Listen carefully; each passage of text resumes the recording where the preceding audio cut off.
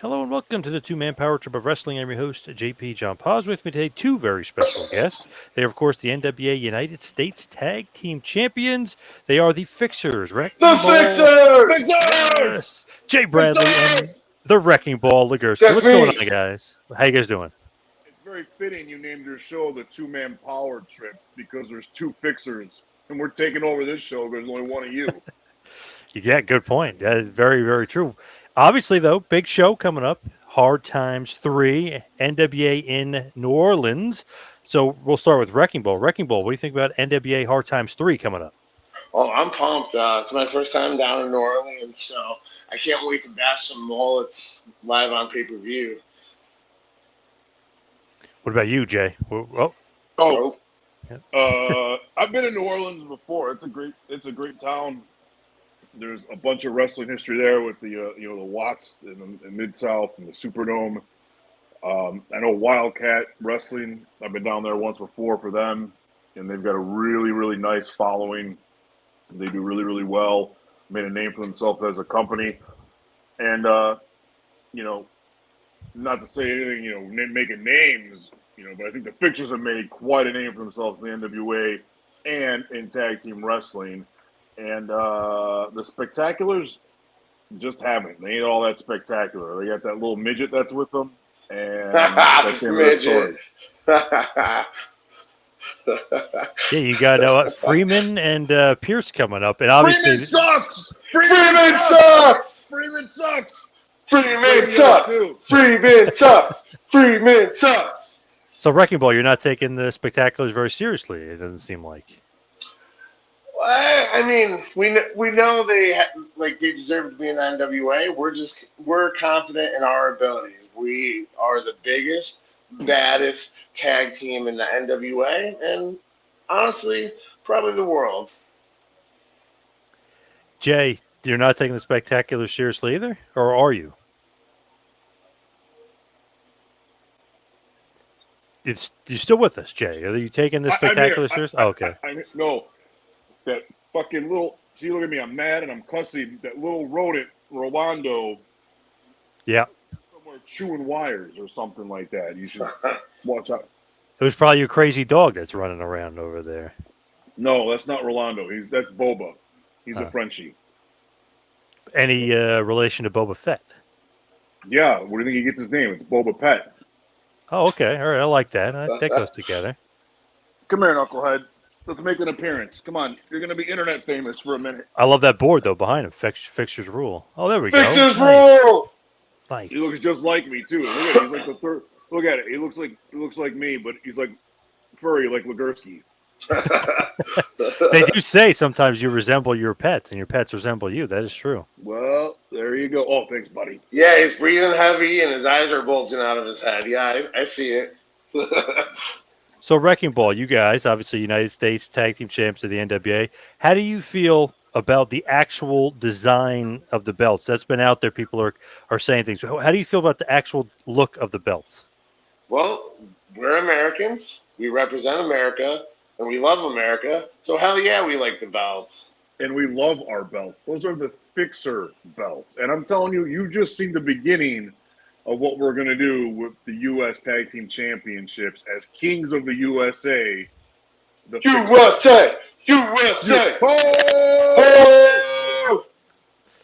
If you think about it, though, that those titles are basically championship wrestling for Florida. I mean, that's kind of an homage there, little piece of history there as well.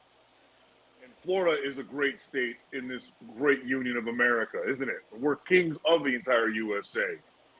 But yeah, who's it? You might know more than me, John Paz, about the history of it because I'm getting a little bit blurry. Was that Rotunda and Wyndham? The U.S. Express, No. yeah.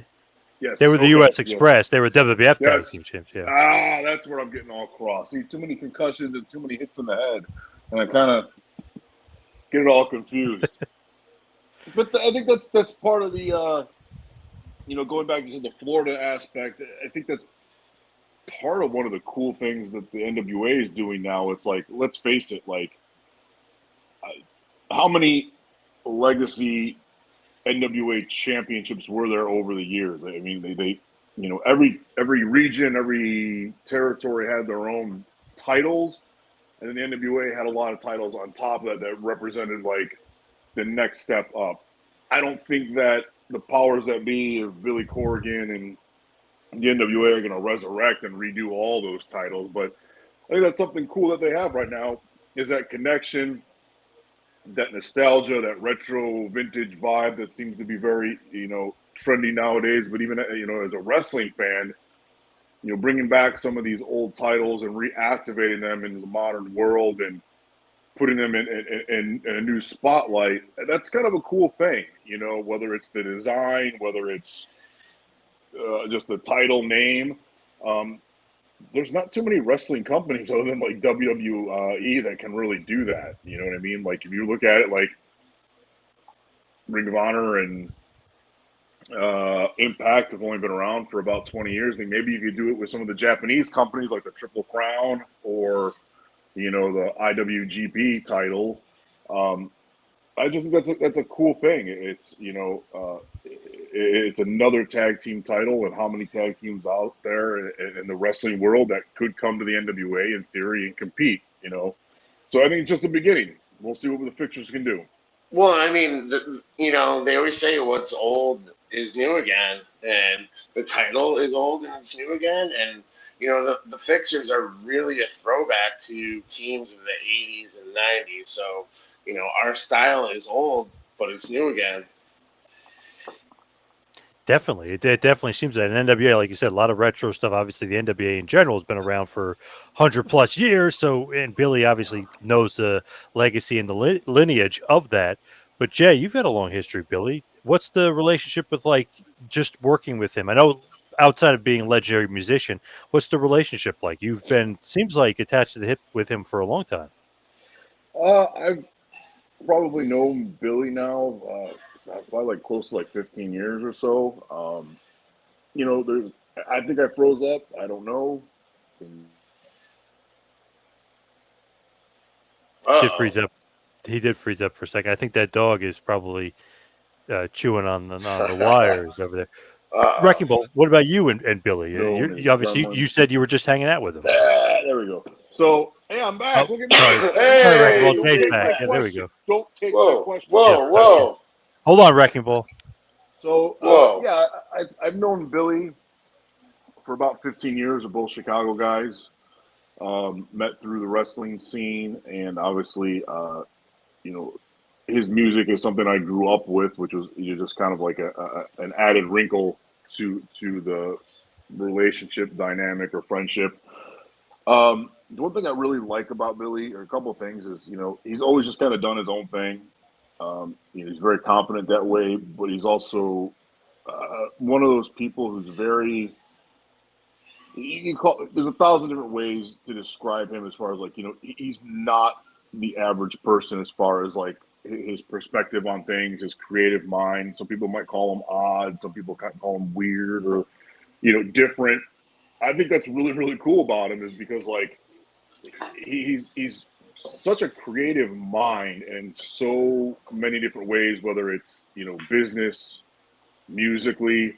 Now he's in the wrestling and more of the entertainment side of things too, behind the scenes. So working with him, I think I have like a better feel as long as I have of kind of how that mind of his works and what he's trying to accomplish and what he's trying to do. Because maybe it's not always the typical wrestling style or the wrestling trope. So, yeah, he's a like I said, he's an old buddy. When he's in concert or nearby, we'll meet up and catch a show, have some food, or I'll hang out with his kids here and there, and Uncle Meathead. So Love it. What about you, Wrecking Ball? I know you just said you were hanging out with him recently, actually, which is Yeah. great. I mean, I don't have nearly the history that Jay does with him, but I mean, Billy's been awesome. As much as he's a creative genius, whether it's musically, wrestling, or business wise. I still think he's a very down to earth person. Um, and it's great. Like he lets us have our creative freedom. He lets us be who we are. Like the fixers are really me and Jay. Like this is us. This isn't something that he gave us and said you have to do it exactly like this. We're doing what we want to do. We're acting how we want to act. Like he's not micromanaging us. But yeah, I think that's one of the cool things about how he has had the NWA running. Even it trickles down to like the people who are agents behind the scene. There's like no micromanaging. When I've been with other wrestling companies, you know, um, it's not a shot at them. It's just the way they do business and the way they run their ship. Where it's like, they're very, I don't want to say strict, but it's much more rigid, and you're much more pushed down a path as opposed to NWA, where it's like, hey, how would you guys do this? Do what feels right for you guys. It's working, it's not working, but let's, and it's coached and moved along that direction, as opposed to, you're being led by the hand and put and pulled in a direction. I think that's to their credit. You see a lot of that through, I think, with the other talent that shines in the NWA. Like a guy like Tyrus, who had been, featured in other big companies, and we all know he's got the gift of gab, and Billy just lets him do it. Here, just talk. Where he didn't get that opportunity before because they didn't see that as a character trait for him or a marketable trait for him. So, there's a lot of faith that I think he puts in the coaches, the agents, and ultimately the talent to have that freedom. Hey, knucklehead. absolutely. And it's like, and if we, I'm not afraid to try something different or make a mistake or make a fool out of myself. If it works, it works. If it doesn't work, says, hey, don't do that again, or hey, here's how we can do it better, or whatever. Like I don't feel like I'm walking on eggshells. I don't necessarily, have the past relationship with big companies that Jay has. He's worked everywhere else, but even for some of the bigger independents that I've worked for, there's been times where I've been like micromanaged so much, and it just feels like I'm walking on eggshells. Whereas here at NWA, which is one of the national companies, I don't feel that way. So how did you guys get together? I guess we'll start with Jay on that one. How did you guys actually get together? You said it wasn't the thing where Billy kind of micromanaged you and stuff, but who put you together as a tag team, as the Fixers? So the story kind of goes like, I had worked with Billy in the NWA as far back as when he purchased the brand. With COVID and, other things along that, like things kind of got wonky there as far as for everybody in the life, or in life. And so I kind of took a step back from wrestling in general at the time, like I'm sure a lot of people did, and kind of shifted gears. And when things kind of settled down, I knew I had, the relationship with Billy where there were not necessarily, an open door any time, any place, but, Billy had expressed in the past where it's like, you're always someone I would want on my team. You're always someone I would want in my locker room. So I just started chatting with Billy and was like, hey, would you be interested still in utilizing me, or exploring what we could do? Everything seems to, COVID had gone away. He had started running more events again, and he was like, absolutely.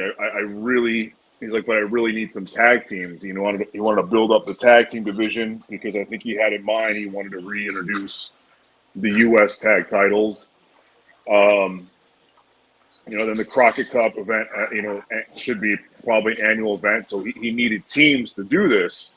And he was like, who could you team with? And I had met Wrecking Ball. Hey, come here. Oh, okay, come up here.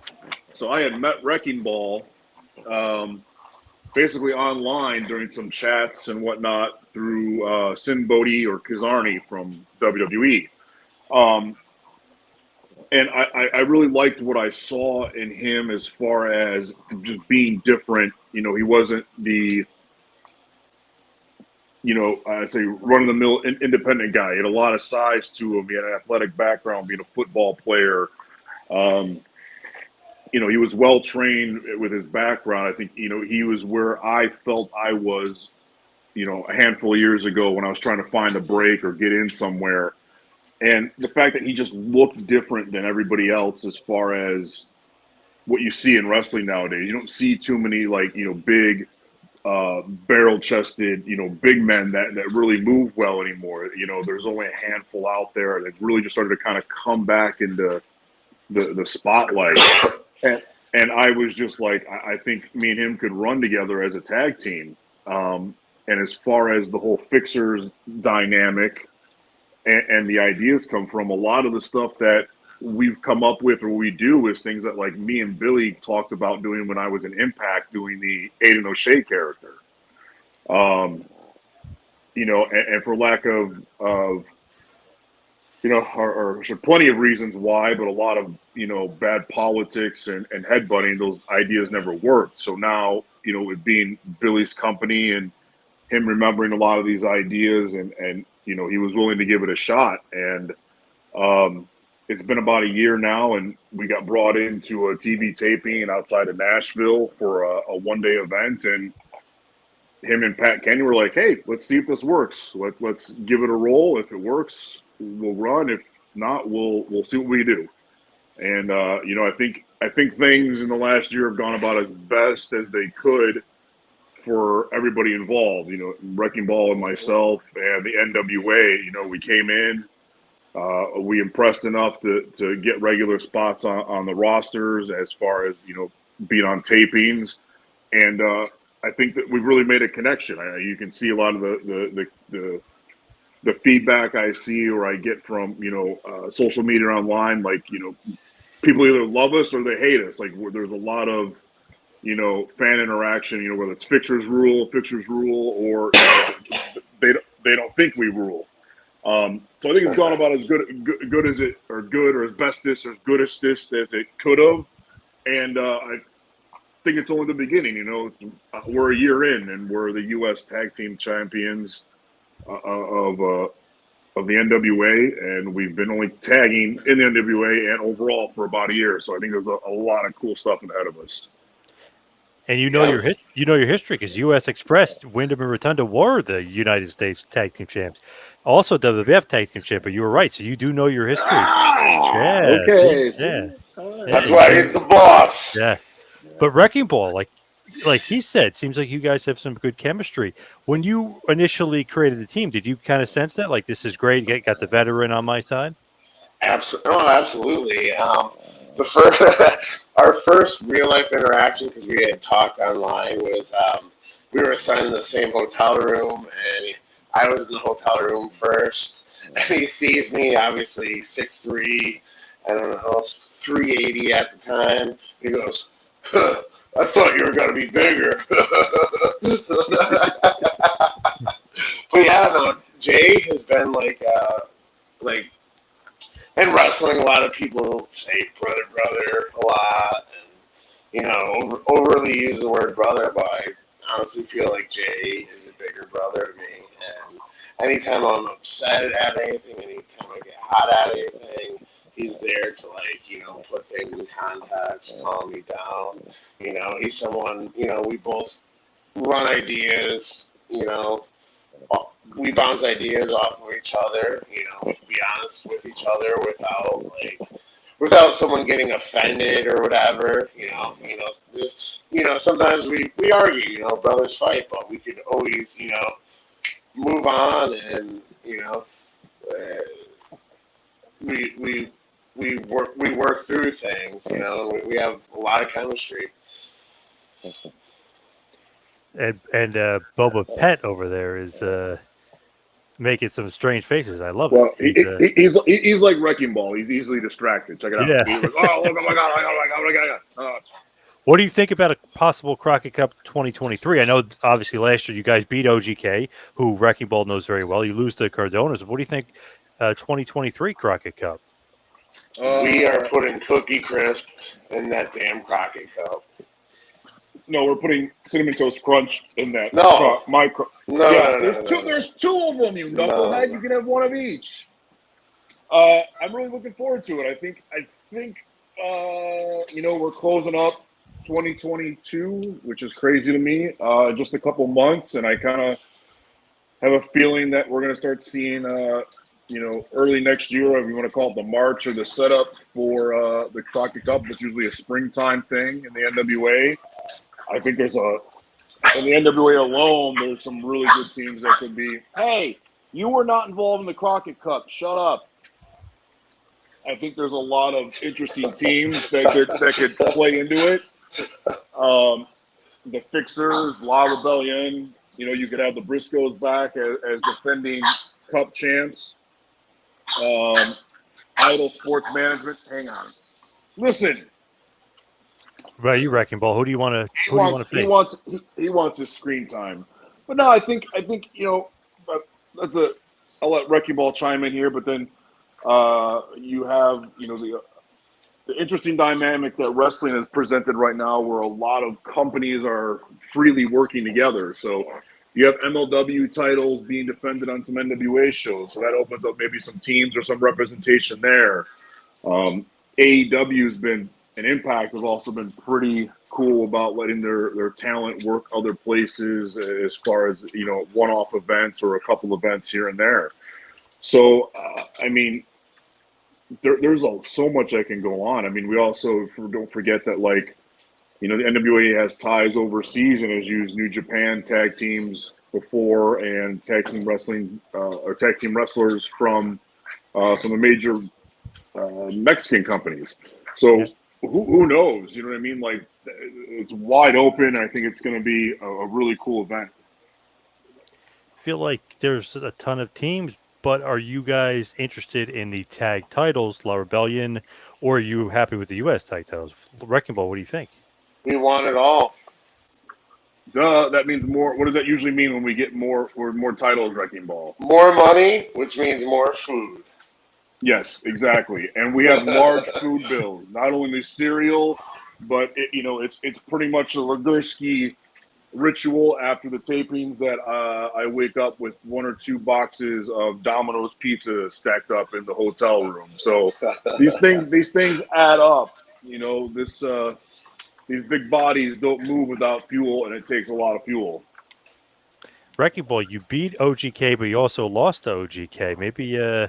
Maybe another match is in order with your former buddies there.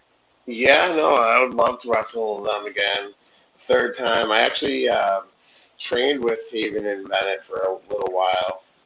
So yeah, every match that we've had is, we've had great chemistry. Everything. We tore down the house down every time we wrestled, and would absolutely love to wrestle them again. Maybe in the Crockett Cup again this year.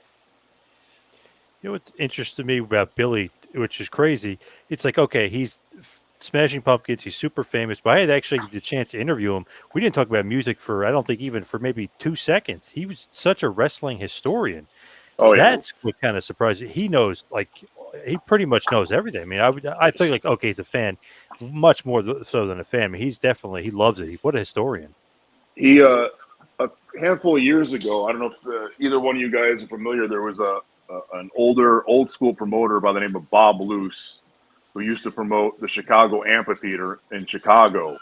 And a lot of the events were kind of from the impression I got, if I remember correctly, it was kind of like a mix of AWA and NWA, because you'd have a handful of guys coming down from Vern and then guys coming over from the east, from the NWA territories. And the amphitheater was the spot that he ran for years. It's no longer in existence. But with all that, Bob Luce used to have a wrestling museum that he would put up at the events. Apparently, pictures, old posters, and as far as photographs, but newspaper, print, when they would report the matches in the papers, just tons of various items. So Billy is such a historian with that kind of stuff. Bob Luce's estate put that up for sale a handful of years ago, and Billy purchased it. So at his residence, I don't know, or maybe in his one of his businesses, I don't know where he's got it now. He's got all this memorabilia where he's got like old booking sheets from Bob Luce's events and payout sheets and check stubs. Like, it's some really cool stuff. That's awesome. Yeah, like talk about like loving the business to purchase that stuff. I mean, definitely historian.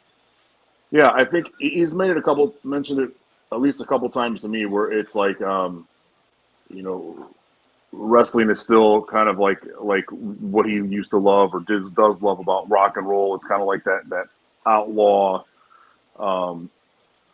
underground feel to it sometimes, as far as a business perspective goes. And I think it's one of the things that like draws him to it as an artist.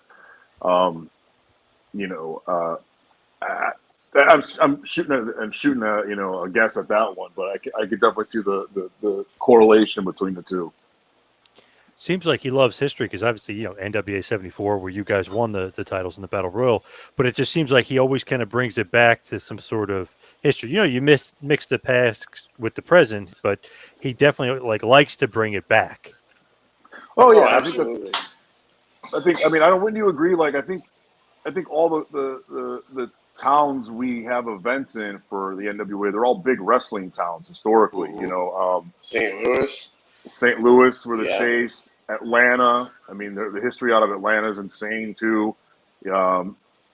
Nashville for the tapings, the Tennessee territory, Nashville, Memphis was huge. And then even New Orleans, like I mentioned earlier, with Mid-South and the Superdome shows, Dr. Death and Junkyard and DiBiase. That was, just he seems to connect that, where it's like, I'm going to put the events here because the historical connection we can draw upon it then.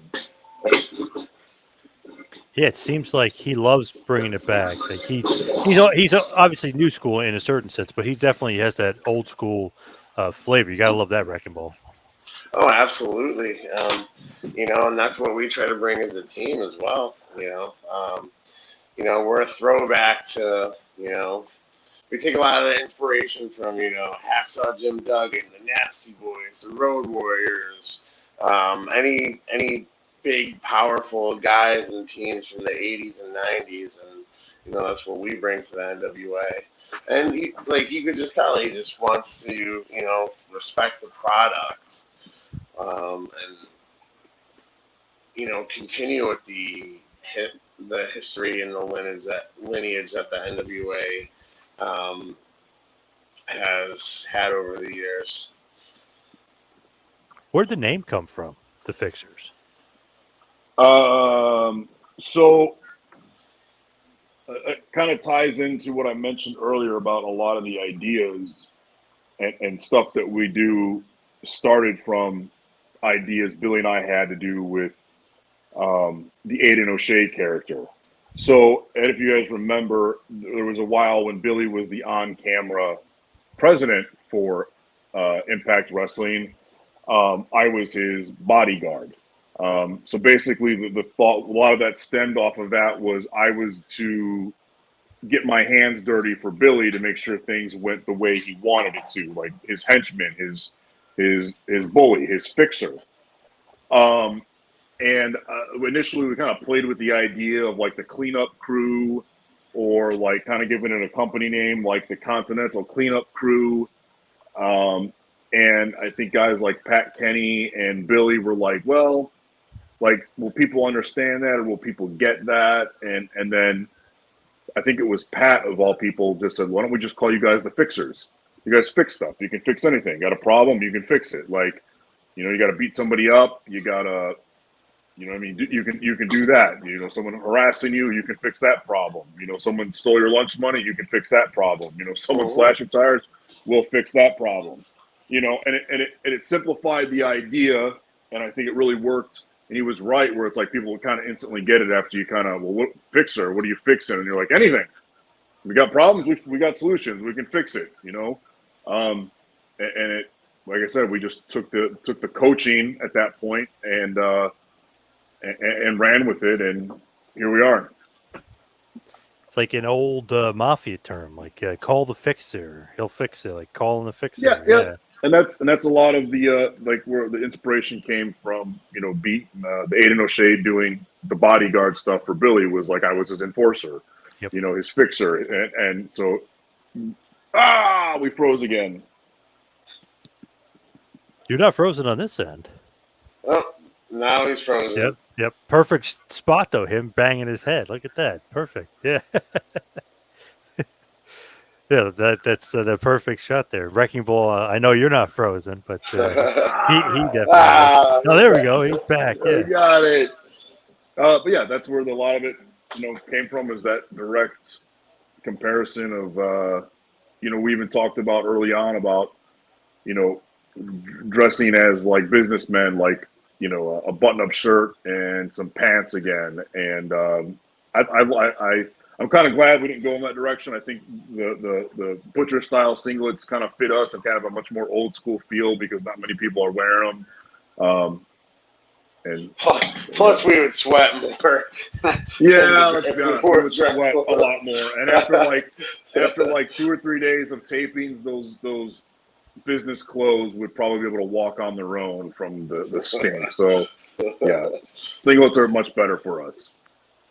As we hit the wind in here, we head towards the finish. Have to mention, of course, go to NWA on all social media platforms, but go to nationalwrestlingalliance.com to get some tickets. New Orleans Hard Times 3, November 12th on pay-per-view. Wrecking Ball, give us your final thoughts on the Spectaculars and this big match coming up at Hard Times 3 in New Orleans. Fixers rule. Spectaculars suck. Mullets suck. Fixers rule. Short and sweet. I like it. Jay, what are your final thoughts? I don't know if that I can elaborate on that any more brilliantly because it was short and to the point, but he forgot to say Freeman sucks, Brady does too, and Rolando's okay just because he beat Cardona. I'm actually looking forward to this match just for the pure fact and the fun fact of how much can we torment these two guys and how many different ways can we play human ping pong with a Spectacular, or how far can we throw Rolando? And then we're gonna have a punt, pass, and kick competition with Rolando. Oh yeah. And then the fact that we're in the Big Easy, we're in NOLA, we're gonna go out afterward, maybe see some entertainment, some nightlife, have some great food because that's what fixers do, and we'll do it all again the next day at the tapings. It's mullet bashing time. So what's next for you guys after that? What do you guys got your sights set on? Well, I think marching together after that, the next thing we have is the last set of tapings for the year for the NWA. I think they'll probably be announced shortly if they haven't already.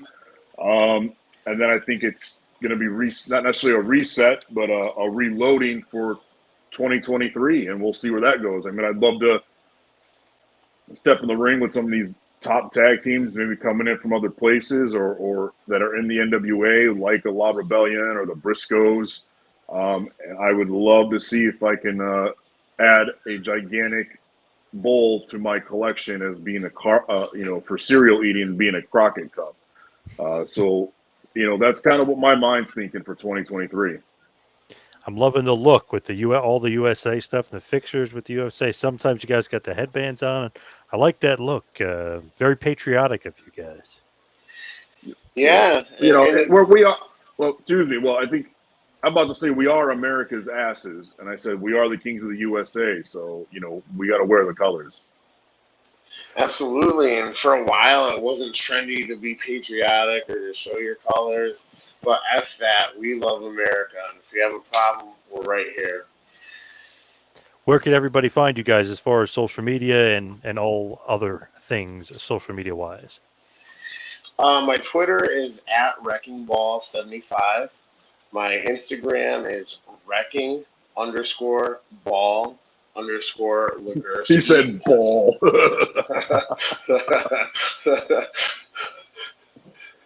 What about you, Jay? I don't do the Twitter. but my Instagram is jbradley, JAYBRADLEYPW, and a Facebook fan page is the same thing. You can also find us or interact with us at the NWA socials, and you can get your own Fixers Rule t-shirts at the NWA online store. Nice, awesome stuff. Of course, New Orleans, aka Chalmette, Louisiana, coming up, which I guess is a suburb of New Orleans, but let's just say, for sake of argument, it's going to be New Orleans. November 12th for Hard Times 3, and November 13th, the Revolution Rumble will be the day after, also in New Orleans. So big stuff coming up for the Fixers, whether it's the Spectaculars, whether it's going to be Crockett Cup in the future. But first, Hard Times 3, you can get it on pay-per-view. Go to the NationalWrestlingAlliance.com and NWA on all socials for more. But thank you to Jay. Thank you, Wrecking Ball, for all the time. You know what? Remember, John, Fixers Rule! Fixers Rule! Fixers Rule! Fixers Rule! Thank you, guys. Fixers! Appreciate it all the time, guys. Thank you. No problem. Thank you. Thank you for watching the Hannibal TV. Please like this video if you enjoyed it, and click the subscribe button to not miss any of our latest shoot interviews, match videos, or news updates. Follow us on Twitter at the Hannibal TV for instant updates.